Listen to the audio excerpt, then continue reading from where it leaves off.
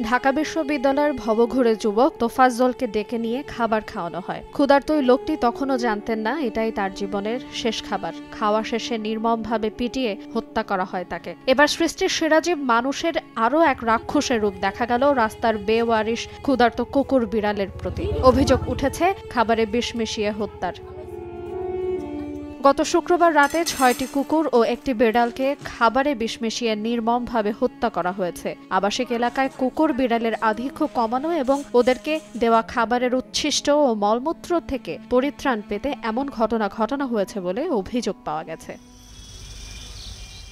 এই ন্যাক্কারজনক ঘটনাটি ঘটেছে রাজধানীর মোহাম্মদপুরের জাপান গার্ডেন সিটিতে। রাতেই বিষয়টি নিয়ে প্রতিক্রিয়া শুরু হয় ফেসবুকে। একের পর এক পোস্ট শেয়ার করার পর মধ্যরাতেই পশুপ্রেমীরা ওই এলাকায় ভিড় করেন। এক পর্যায়ে বাসিন্দাদের তোপের মুখেও পড়তে হয়েছে তাদের। পরে শনিবার বিকেলে জাপান গার্ডেন সিটির সামনে মানববন্ধন করেছেন পশুপ্রেমীরা।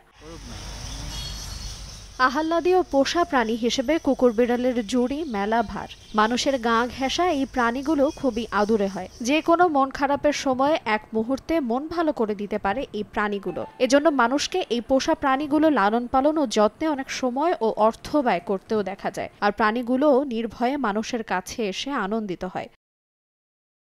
দিন দিন মানুষের মানবিকতা লোপ পেয়ে বেড়ে চলছে নির্মমতা। মানুষের সেই নির্মমতা থেকে এখন বোবা অবুঝ প্রাণীগুলো রক্ষা পাচ্ছে না। এই নিরীহ প্রাণীদের বিষ প্রয়োগ শুধু নিষ্ঠুরতা নয়, এটি মানুষের আচরণের অন্ধকার দিকের একটি। পশু কিংবা মানুষ খাবার খাইয়ে মেরে ফেলার এই সংস্কৃতি নির্মূল করার দাবি সোশ্যাল অ্যাক্টিভিস্টদের।